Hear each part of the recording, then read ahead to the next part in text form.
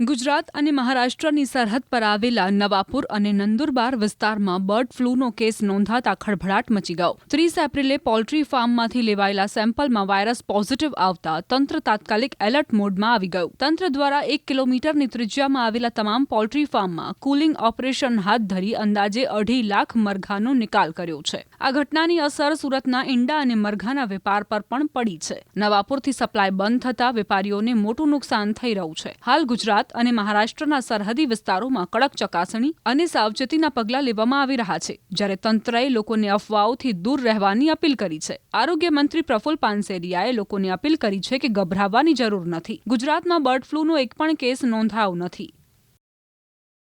મહારાષ્ટ્રની અંદર નંદુબારના જિલ્લામાં બર્ડ ફ્લૂનો કેસ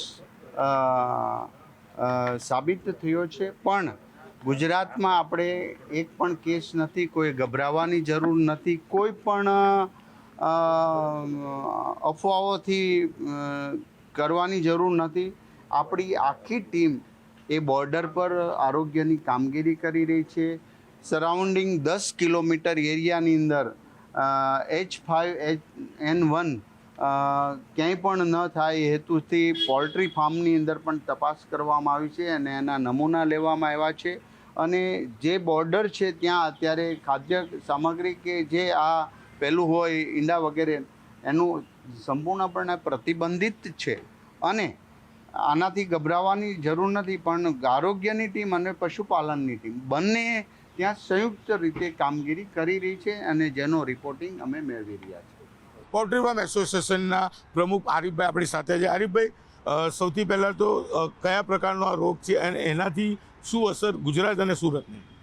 આ જે છે એ બર્ડ ફ્લૂ એટલે અમારો H5N1 આ વાયરસ છે. એ વાયરસ હોવાથી એને બર્ડ ફ્લૂ કહે છે WHO લેંગ્વેજના અંદરમાં. અને અમારા કલેક્ટરશ્રીના આદેશથી બર્ડ ફ્લૂ 29 તારીખે ડિક્લેર થયો છે. અને એના અંદરમાં 1 કિલોમીટરમાં આવતા જે બી પોલ્ટ્રી ફાર્મ્સ છે એના ટોટલી જે પણ કંઈ મરઘા સારા હોય ખરાબ હોય એ બધા જ ગવર્મેન્ટના માણસો મારી નાખે છે. અને એનું જે કોમ્પેન્સેશન છે એ પણ અમને આપે છે. ભલે અમને લોસ જાય પણ થોડું અમને મળે છે. ઈંડા જે છે આજે સુરત તમે જે પૂછ્યું તે પ્રમાણે અમારા જે સપ્લાય છે તે ડેલી ઈંડા 10 લાખ ઈંડા ડેલી અમારા સુરત આવતા હતા.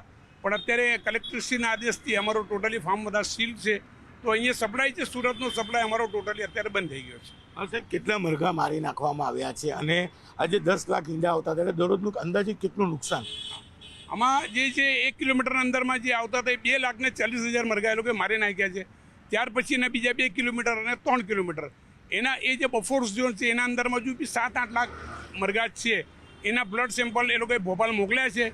એનો રિપોર્ટ આવ્યા પછી ગવર્મેન્ટ એના ઉપર ડિસિઝન લેશે. અને જે નુકસાન છે તે આજે શું છે કે ડેલી 50 લાખ રૂપિયાનું જે ટ્રાન્ઝેક્શન છે અમારા નવાપુર જેવા નાના ગામના અંદરમાં એક બહુ મોટી એનાથી એક અસર કહી શકાય કે ટોટલી અમારું ટ્રાન્ઝેક્શન અટકી ગયું છે. બિલકુલ, આરીફભાઈએ વાત કરી તે પ્રમાણે ભલે બર્ડ ફ્લૂ નવાપુર અને નંદુરબાર જિલ્લામાં હોય પણ તેની સીધી અસર સુરતમાં જોવા મળી રહી છે. કારણ કે સુરતમાં દરરોજ 10 લાખ ઈંડા આવતા હતા. સુરતીઓ ઈંડા ખાવાના શોખીન છે, ત્યારે ઈંડા આવવાના બંધ થયા છે. ત્યારે બીજી બાજુ જે બર્ડ ફ્લૂ છે તેને લઈને દિલ્હી 50 લાખનું નુકસાન નંદુરબાર નવાપુર ડિસ્ટ્રિક્ટને થઈ રહ્યું છે. કેમેરામેન જીગર ગુગલ સાથે કૃતેશ પટેલ, ન્યૂઝ 18 ગુજરાતી, સુરત.